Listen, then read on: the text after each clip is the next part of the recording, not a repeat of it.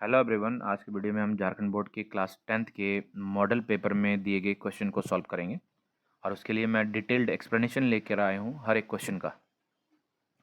और इन एक्सप्लेनेशन के जरिए आप बड़े आसानी से इन दिए गए क्वेश्चन को सॉल्व करना सीख जाएंगे।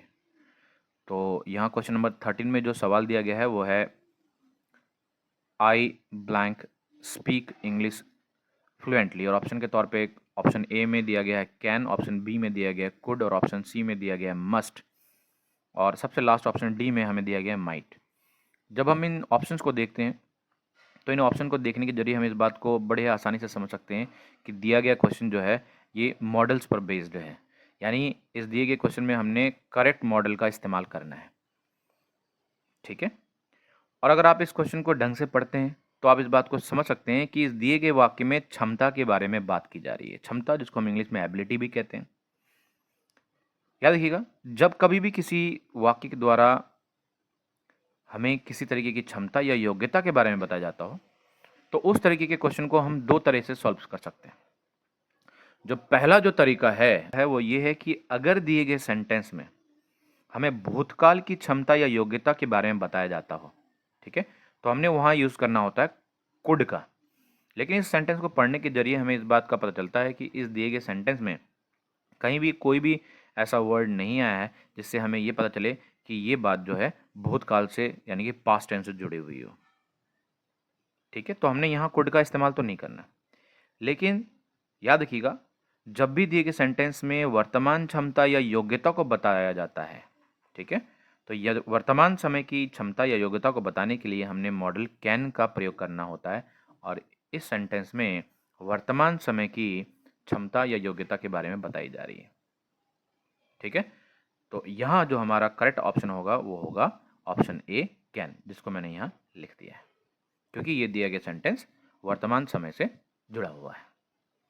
आइए इसी तरीके से हम अगले क्वेश्चन को देख लेते हैं। Question number 14। क्वेश्चन नंबर 14 में जो क्वेश्चन है वो है we have been playing for 2 hours is an example of. और ऑप्शन के तौर पे हमें मिला है option A present continuous tense, option B के तौर पे मिला है present perfect continuous tense, option C के तौर पे हमें मिला है पास्ट कंटिन्यूस टेंस और लास्ट ऑप्शन ऑप्शन डी में हमें मिला है फ्यूचर कंटिन्यूस टेंस।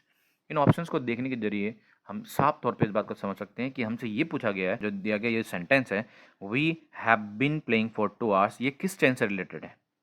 तो याद रखिएगा, जब भी आपको इस तरीके का कोई क्वेश्चन मिलता हो जिसमें आपसे ये पूछा जाता है कि दिया गया सेंटेंस जो किस टेंस से रिलेटेड है, तब आपने विशेष रूप से 2 पॉइंट पर ध्यान रखना है। पहला जो पॉइंट होता है वो होता है हेल्पिंग वर्ब। तो आइए देखते हैं कि दिए गए सेंटेंस में हमारा हेल्पिंग वर्ब क्या है। सेंटेंस है we have been playing for 2 hours, तो यहाँ हमारा हेल्पिंग वर्ब जो है वो दिया गया है हैव बीन। इसे मैंने यहाँ लिख दिया। और याद रखिएगा, हैव बीन के साथ एक और हेल्पिंग वर्ब का यूज होता है और वो होता है हैज बीन। तो दिए गए सेंटेंस में या तो आपको हैज बीन मिले या हैव बीन, वो किस टेंस से रिलेटेड होता है ये हम अभी बात करते हैं इस बारे में। तो पॉइंट नंबर 2 में हमने देखना है मेन वर्ब यानी दिया गया जो सेंटेंस है उसमें एक्शन क्या हो रहा है, उसमें क्रिया क्या है।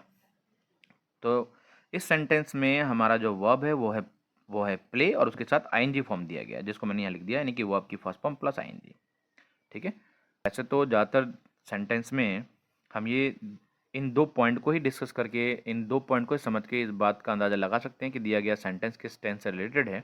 लेकिन कुछ सेंटेंस में इसके बाद भी कुछ एक पॉइंट को जानना ज़्यादा ज़रूरी रह जाता है जिससे कि हम ये समझ सकें कि वो सेंटेंस किस टेंस से रिलेटेड है। तो यहाँ हमने हेल्पिंग वर्ब और मेन वर्ब को डिस्कस कर लिया है। देखते हैं आगे। इस दिए गए सेंटेंस में एक और जो इम्पॉर्टेंट पॉइंट है वो है फॉर। तो जब भी दिए गए सेंटेंस में आपको मिल जाता हो फॉर या सिंस, ठीक है, इसके अलावा एक और चीज़ है और ये है 2 आवर्स, यानी कि ये बताता है हमें टाइम को। ठीक है, यानी कि दिए गए सेंटेंस में अगर आपको हैज़ बिन मिल जाता हो, हेल्पिंग वर्ब के तौर पे हैव बिन मिल जाता हो जैसे कि हमें यहाँ मिल गया हेल्पिंग वर्ब, और मेन वर्ब के तौर पे मिल जाता है आपको वर्ब की फर्स्ट फॉर्म प्लस आईएनजी जैसे कि यहाँ मिला है प्ले प्लस आईएनजी प्लेइंग, और आपको मिल जाता है इस दिए गए सेंटेंस में फोर या सिंस के साथ टाइम जैसे यहाँ लिखा है फोर और टाइम के तौर पे मिला है 2 आवर्स। तो ये सेंटेंस किसी और टेंस से नहीं बल्कि सिर्फ और सिर्फ प्रेजेंट परफेक्ट कंटिन्यूस टेंस से ही जुड़ा हुआ होता है।